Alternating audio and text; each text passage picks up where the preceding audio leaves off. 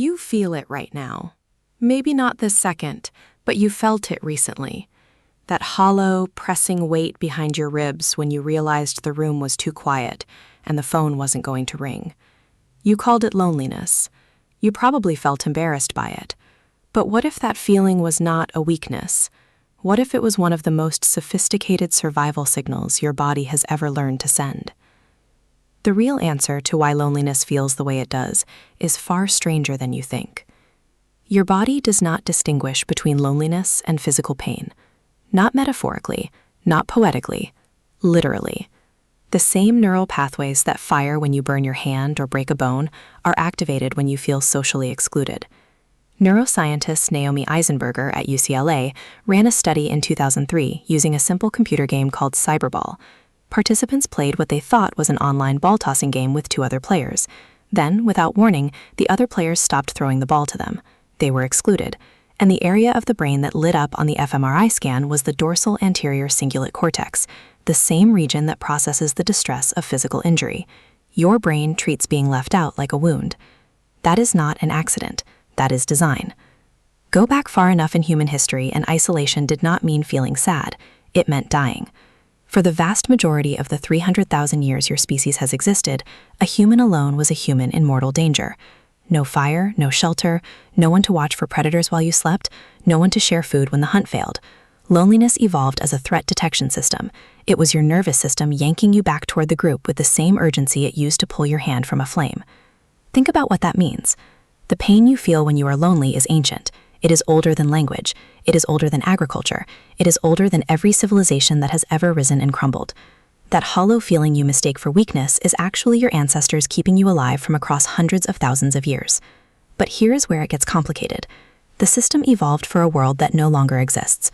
In the world your nervous system was built for, loneliness was temporary. You wandered too far from camp, felt the alarm, and you came back. The pain did its job. It ended. The modern world, however, can trap that alarm in the on position for months, for years, and when that happens, your body starts to do something extraordinary and terrifying. It prepares you for war. Researcher John Cacioppo at the University of Chicago spent decades studying chronic loneliness, and what he found rewired how scientists understand the condition. When you are persistently lonely, your body shifts into what he called a state of hypervigilance. Your stress hormones rise. Your immune system begins prioritizing defense over repair. The specific genes that govern inflammation, the kind of slow internal burning that underlies heart disease and type 2 diabetes, become more active. Your body, in a very real biological sense, assumes that if you are isolated, the environment must be hostile, and it starts hardening itself against attack. The tragedy is that this hardening makes social reconnection harder. Your threat response, now running continuously, starts interpreting neutral social cues as hostile ones. A friend who takes too long to text back reads as rejection. A colleague who doesn't smile becomes an enemy. Your brain, soaked in stress hormones, begins to see danger in faces that mean you no harm. Cacioppo called it a self-amplifying spiral. The lonelier you are, the more your brain misreads the world around you, and the more it misreads the world, the more alone you become. This is not weakness. This is biology running a program written for a world you no longer live in. There is a concept in anthropology called the social brain hypothesis, developed by British anthropologist Robin Dunbar. His argument, built from decades of comparative primate research, is that the human brain did not grow large primarily to solve physics problems or build tools. It grew large to manage relationships. The neocortex, the seat of complex thought and language and planning, expanded in rough proportion to the average size of primate social groups. Your brain is in a deep structural sense a social organ. It was built by the pressure of living in groups, and it was built to function within them. Dunbar estimated that the optimal social group for a human being sits at around 150 people, a number now so famous it carries his name. But within that number, he identified layers. 5 people in your innermost circle, 15 you feel genuinely close to, 50 you would call friends, the rest acquaintances. What matters is not the outer ring. What matters is the inner 5. And research suggests that the number of people most adults can count in that innermost circle has been quietly shrinking for decades. A study published in the American Sociological Review in 2006 found that the average American had only 2 close confidants, down from 3 in 1985. A striking number, nearly 25%, reported having no close confidants at all, not one person they could turn to. These were not people living in caves. They were surrounded by coworkers and neighbors and family members and the full infrastructure of a connected society. And they were, in every meaningful biological sense, alone. You can be surrounded by people and still trigger every alarm your ancestors designed for the forest at midnight. The cruelest irony of modern loneliness is that it is largely invisible. Physical pain signals itself. You bleed, you limp, you wince, and people ask what happened. Loneliness leaves no visible mark. You sit in a meeting and nod along and carry it home and never show it.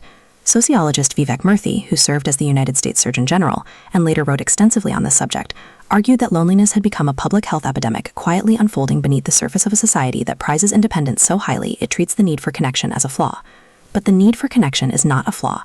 It is the most fundamental feature of what you are.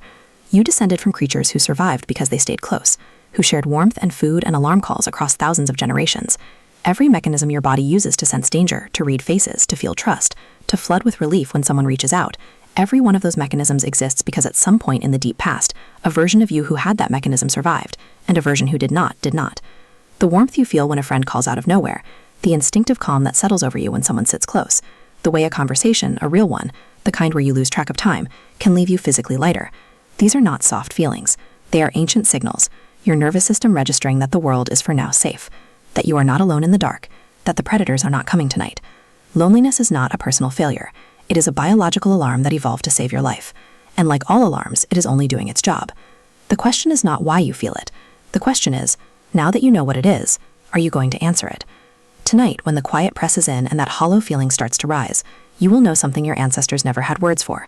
You will know that your body is not broken. It is working exactly as designed. It is doing what every human body has done for 300,000 years. It is calling you back to the fire.